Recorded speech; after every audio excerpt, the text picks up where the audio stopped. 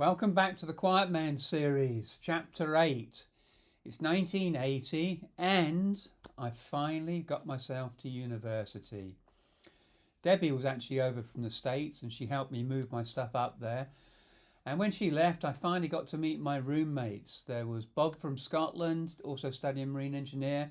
There was Martin, the ex-Trappist monk, studying philosophy. There was David, who would set up the first university gay society. He was studying politics. There was Dave, who was married, studying hydrology. And there was a very lost Kiwi, a chap called Peter. So quite an interesting, eclectic group of people in the university accommodation.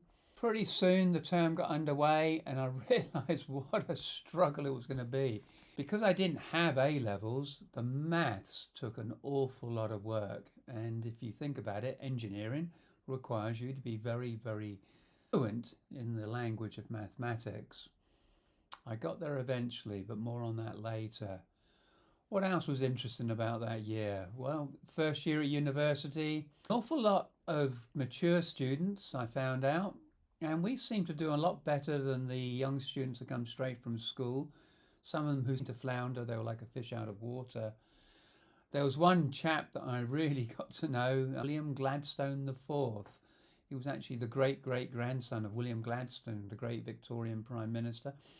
He was trying to make a mark for himself in university politics at the time, but I'm afraid his patrician style just didn't cut it when we had the likes of Tariq Ali and the Trotskyists that were really running the student union at the time.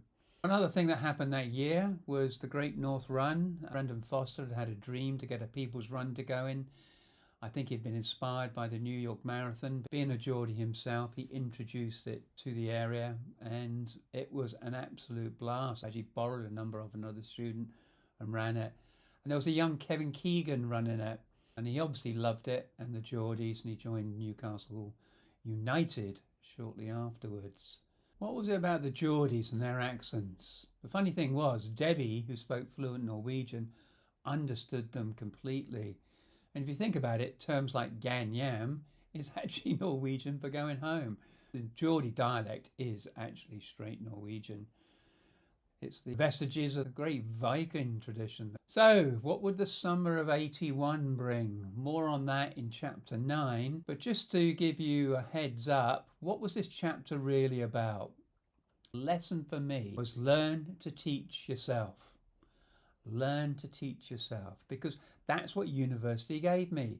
The ability to teach myself, which has held me in good stead ever since. So, summer of 81. Beginning of chapter 9. Stay tuned and I'll see you tomorrow. Thanks for listening.